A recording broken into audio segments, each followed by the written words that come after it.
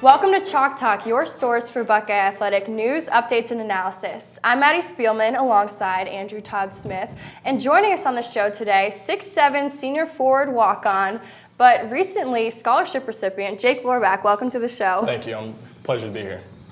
You know, with March Madness now officially over, can you talk a little bit about the team's experience in Portland and what's something that you guys were able to do that not many people know about? Definitely.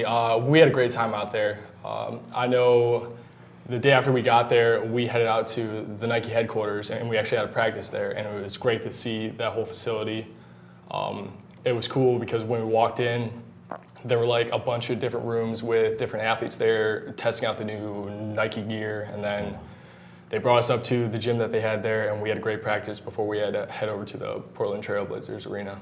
Nice. Yeah. The Moda Center, you guys, of course, taking care of VCU, and then, of course, coming to Arizona in the third round. Yeah. But it's good that you guys were able to kind of have some unique parts of your road trip. That's good to hear. Yeah. So you were a two-sport athlete in high school, playing men's volleyball for 2 years at St. Ed's, correct? Yes. So what made you pick basketball as the sport that you knew you were gonna pursue during your collegiate career at Ohio State?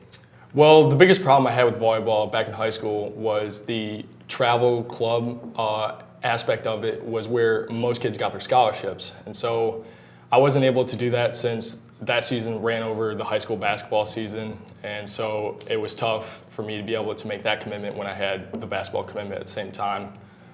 Coming into Ohio State, I was planning on walking on my freshman year for volleyball, but I was pre-med bio, and you know how tough that is. So I had to make sure I had my academics all straightened out before I did that.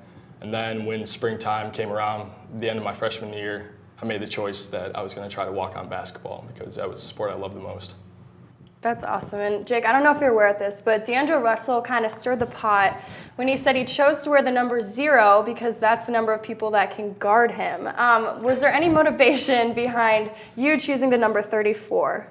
Well, I can't say that it was because I only thought 34 people could guard me, but I originally wanted the number 0, but the equipment manager told me that that wasn't something that I could do because me and Jared Sullinger aren't really quite on the same level. I thought I would just continue to carry on the 34 legacy with Mark Titus being the walk-on, and so I'm happy with my choice. Excellent. Okay, so I think something that we're all curious about. We all hear your name get chanted towards the end of the game when you come in to contribute. Jake, there in the Schottenstein Center. How does that make you feel as a player? Does it jazz you up? Does it give you a boost of adrenaline? Or does it kind of stress you out? Well, I really like the students' enthusiasm for me getting the game. I really appreciate it. But it's just, that's not something I really expected, or it just really makes me kind of frustrated when I get in because like they're making me that walk-on, like that person. But definitely when I get in the game, I like having all the fans cheering for me, so I really appreciate the enthusiasm. So it doesn't throw you off your game or like, oh, I missed that steal, didn't get that block, maybe, not sinking a point in any particular game? I think it's just because like I get in the game and like it's like such a big atmosphere that I'm not quite used to getting a lot of minutes in, but I mean, it's just the fact that there's the last minute, we're up by a fairly large margin, and then people know I'm getting in, so I kind of think they make it a little more known than it should be, but I just really appreciate the enthusiasm. A very humble response by Mr. Lorbach there. Yeah, and looking back at your time at Ohio State, is there a specific teammate that stands out to you that's kind of had the greatest impact on you and vice versa?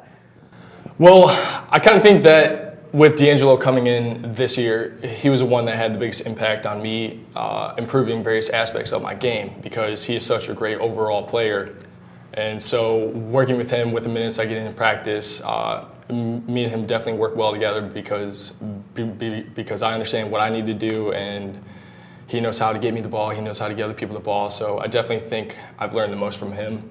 And with impacting the others, I kind of think with just my high motor and like trying to get people motivated to get going in practice and like me being on the sidelines during the games, I really feel like I've tried my best to impact every single person I play with.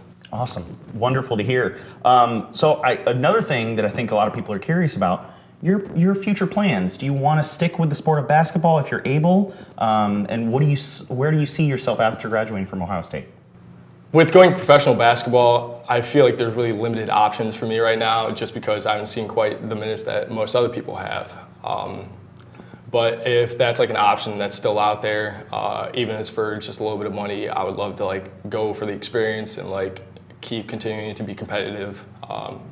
But I have an internship this summer at Morgan Stanley, and I'm hoping that after graduation next year, it'll lead to a nice job for me in the financial advising industry. Nice, and you had said that's consistent with your current path of study, going towards your degree. I might get this wrong. Consumer and Financial and Family Services, is that right? Consumer and Family Financial Services. So close. Yeah, it's kind of a taboo sort of financial major here at Ohio State, but with my struggles in pre-med, it kind of set me back a little bit to be able to get in Fisher, but there's this nice program where they offer some of the similar classes that you would take for finance through Fisher, and I'm on a certified financial planning track through that. So once I graduate and like I have all my classes done, I'll be able to take my certified financial planning class and then get all the certification I need and then be ready for my professional career. Wonderful. Definitely. Well, of course, we wish you the best with that Morgan Stanley position this summer, but I think that's going to do it for us. Yeah. Maddie, if you'd like to take us away. Yeah, well, first of all, thank you so much for taking time out of your day to come on our show. We both really appreciate it. No, thank you. I appreciate it. That's going to do it for us this time. Be sure to follow Chalk Talk on Twitter at Chalk Talk OSU, #CTOSU. For Andrew Todd Smith and Jake Lorbach, I'm Maddie Spielman. Have a great night. Take care.